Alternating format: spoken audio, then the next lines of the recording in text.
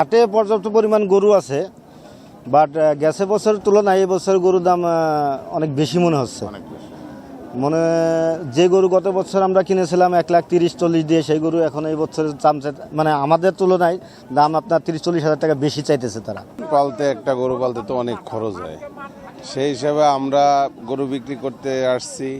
আমার এই গরুটা 200 ভাঙতে কয়, আমার গরুটা বিক্রি করার ইচ্ছা যে কমসে কম 2.5 হবে, তারপরে 2 ভাঙতে কয়। তাহলে আমরা তো আসলে খুব ইসের ভিতরে আছি। গরুর মালিকরা বলতেছে গোখাদ্যের দাম বেশি হতে এবার গরুর দাম একটু বেশি হয়েছে। এখন কথা ক্রেতাদের টার্গেট থাকে, টার্গেট অনুযায়ী কিনবে, বেশি হলে বেশি দিয়ে কিনবে, কিনতে তো হবে, ঈদ যখন আছে কিনতেই হবে।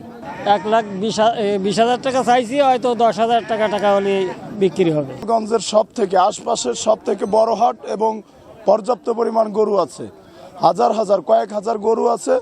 বৃষ্টির কারণে আমাদের কিছু ক্রেতা আসতে একটু লেট হচ্ছে, তবে আশা করি পর্যাপ্ত পরিমাণে বেচা কেনা হবে এবং আগামীকাল কোরবানির আগের দিন পর্যন্ত আমাদের হাট চলমান থাকবে। আগামীকালও আমাদের এখানে বিশাল বড় হাটের আয়োজন করা হয়েছে। গোপালগঞ্জ জেলায় পবিত্র ঈদ উল আজহা উপলক্ষে 23টি গরুর হাট রয়েছে।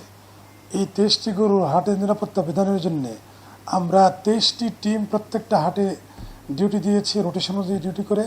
এছাড়া গোপালগঞ্জ জেলায় যে বিভিন্ন জায়গায় বিভিন্ন শপিং সেন্টার আছে, দোকানপাট আছে, এগুলো নিরাপত্তার জন্য আমরা এই মোবাইল টিম, কিলো টিম নির্ধারণ করেছি। আর প্রত্যেকটা বাজারে গোয়েন্দা সংস্থার তথ্য সংগ্রহের জন্য আমরা সাদা পোশাকেও ডিউটি দিয়েছি।